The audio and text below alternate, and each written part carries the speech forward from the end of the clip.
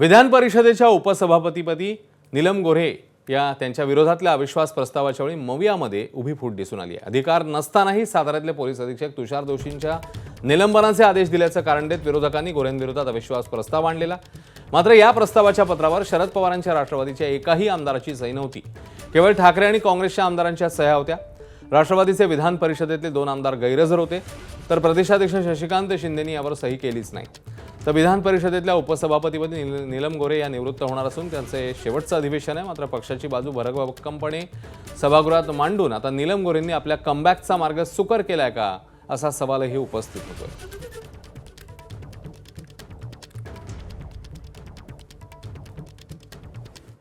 तर सातारा जिल्हा परिषद अध्यक्ष निवडीच्या वादावर विधान परिषदेमध्ये चर्चा झाली। यावेळी अनिल परब, शशिकांत शिंदेंनी उपसभापतींनी दिलेल्या निर्णयावरून सरकारला काही प्रश्न विचारले आहेत। उपसभापतींना सभापतींना सनदी अधिकाऱ्यांना सस्पेंड करायचे अधिकार आहेत नाही आहेत, कारण त्याचं उदाहरण एक असं आहे की खाली तालिका अध्यक्षांनी ज्या सनदी अधिकाऱ्याला सस्पेंड केलं होतं त्याला काही कारणास्तव आपण मागे घेतलं, सरकारने मागे घेतलं। आता हे मागे घेताना कशाच्या आधारावरती घेतलं, तसा तो त्यांचा आदेश चुकीचा होता का, या सगळ्या गोष्टींचा आमच्या मनात अजूनही नीट खुलासा झालेला नाही आहे। आणि त्यामुळे या सगळ्या गोंधळामध्ये आम्हाला असं वाटतंय की खुर्चीने घेतलेला निर्णय जर मिसयूज ऑफ पॉवर असेल तर उपसभापतींना असा निर्णय जर आपल्या खुर्चीचा गैरउपयोग करून जर घेतला असेल, म्हणून आम्ही त्यांच्यावरती रिबोल प्रस्ताव आणलेला आहे। चर्चा झाली, आपण निर्णय राखून ठेवला।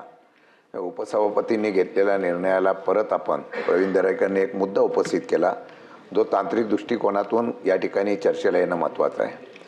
प्रवीण दरेकरांनी असं सांगितलं की जे सकाळी रुलिंग झालं त्याच्यानंतर प्रवीण दरेकर आले आणि त्यांनी सांगितलं की IPS आणि IAS ऑफिसरांना आपण निलंबित करण्याच्या किंवा बडतर्फ करण्याचा किंवा त्यांना कारवाई करण्याच्या बाबतीमधला सभापतीला आणि उपसभापतींना यांना अधिकार आहे का, हा मुद्दा महत्त्वाचा आलेला आहे।